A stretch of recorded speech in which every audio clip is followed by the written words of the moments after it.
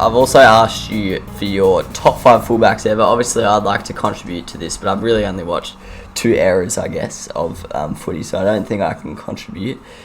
So I just wanted to have see your insight. I know it's a pretty bloody vague and open question, best fullbacks of all time, but talk us through your thinking. It's hard. I mean, it's really an interesting position because not a lot of them stand out over time, but obviously Billy Slater I think is the best. You always suffer from recency in your memory. Yeah. Like you go, well, but no, I think he was pretty dynamic and he did change. The way I always look at it, did they change the game?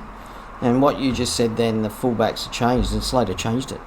You know, I actually think Brett Hodgson, he's not in my top 5, but when he was under Sheens, he changed the way a fullback played and he became a ball player.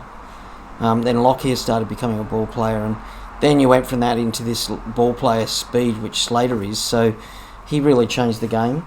At number 2, I got Graham Langlands, who was one of the original Immortals.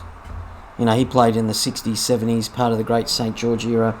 I saw him, I actually saw him live, and he was a dynamic player. But, he had a big sidestep. They played different games, but very strong defender.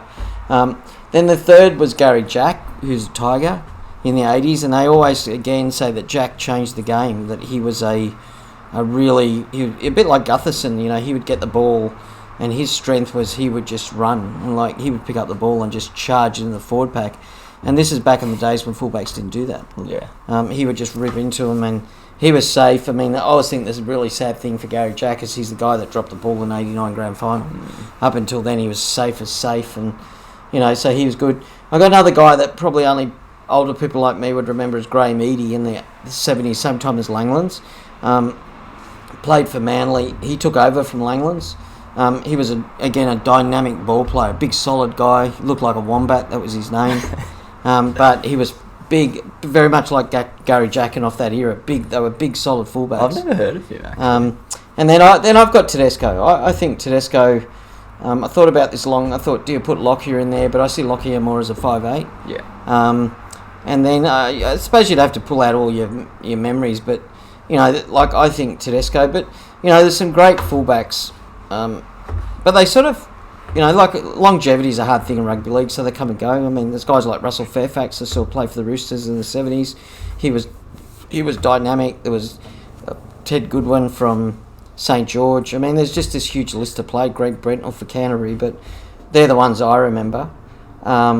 And I mean, Eadie and Langlands dominated at international level before State of Origin, and then Jack was New South Wales fullback for years, and then Tedesco and Slater. So I think that would be my list. Fair enough. Very interesting. I actually haven't heard of your 4th guy, Eadie. Graham Eadie. Yeah, I've never heard of him. Interesting. Well, Manly won 4 premierships with him there. Wow, so fair player. It's a miracle! Oh, yeah! What about that one? Unbelievable! Balotelli, Aguero! Crowd cheers. Here's Siddle.